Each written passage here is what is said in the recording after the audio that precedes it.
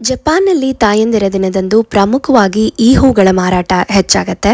ಯಾಕಂದ್ರೆ ಇಲ್ಲಿ ತಾಯಂದಿರ ದಿನದಂದು ಮಕ್ಕಳು ಈ ಕೆಂಪು ಕಾರ್ನೇಷನ್ ಹೂವನ್ನ ತಮ್ಮ ತಾಯಂದಿರಿಗೆ ನೀಡುವ ಸಂಪ್ರದಾಯವಿದೆ. ಈ ಹೂವೇ ಯಾಕೆ ಅಂತ ಹೇಳಿದ್ರೆ, ಈ ಹೂವು ಪ್ರೀತಿ ಮತ್ತು ತ್ಯಾಗಕ್ಕೆ ಪ್ರತೀಕವಾಗಿರೋ ಕಾರಣ ಈ ಸಂಪ್ರದಾಯವು ಅಮೆರಿಕದ ಅನ್ ಜಾರ್ವೆಸ್ ಎಂಬ ಮಹಿಳೆಯ ಪ್ರೇರಣೆಯಿಂದ ಜಪಾನಿಗೆ ಹರಡಿದೆ. ಅವಳು ತಮ್ಮ ತಾಯಿಯ ನೆನಪಿಗಾಗಿ ಈ ಕಾರ್ನೇಷನ್ ಹೂಗಳನ್ನು ಎಲ್ಲರಿಗೂ ಹಂಚ್ತಾ ಇದ್ಲಂತೆ. ಜಪಾನ್ನಲ್ಲಿ ಈ ಕಲ್ಪನೆ ತೀವ್ರವಾಗಿ ಹಿಡಿತ ಪಡೆದು ಇಂದು ಹಲವಾರು ಮಕ್ಕಳು ತಾಯಿಗೆ ಕೆಂಪು ಅಥವಾ ಗುಲಾಬಿ ಕಾರ್ನೇಷನ್ ಹೂವು ನೀಡಿ ಅವರ ಮೇಲಿನ ಪ್ರೀತಿ ಮತ್ತು ಕೃತಜ್ಞತೆಯನ್ನ ವ್ಯಕ್ತಪಡಿಸುವುದು ಒಂದು ಸಂತೋಷಕರ ಸಂಪ್ರದಾಯವಾಗಿದೆ.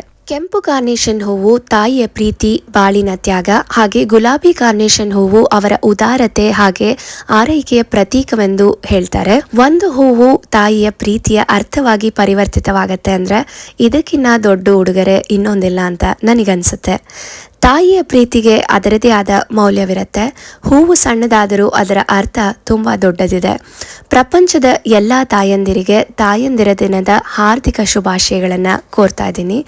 ನನ್ನ ವಾಯ್ಸ್ ಸ್ವಲ್ಪ ಹಾಳಾಗಿದೆ, ದಯವಿಟ್ಟು ಕ್ಷಮಿಸಿ ಅಂತ ಕೇಳ್ಕೊತಾ ಮತ್ತೊಂದು ವಿಡಿಯೋನೊಟ್ಟಿಗೆ ಸಿಗ್ತೀನಿ ಅಂತ ಹೇಳ್ತಾ ಧನ್ಯವಾದಗಳು.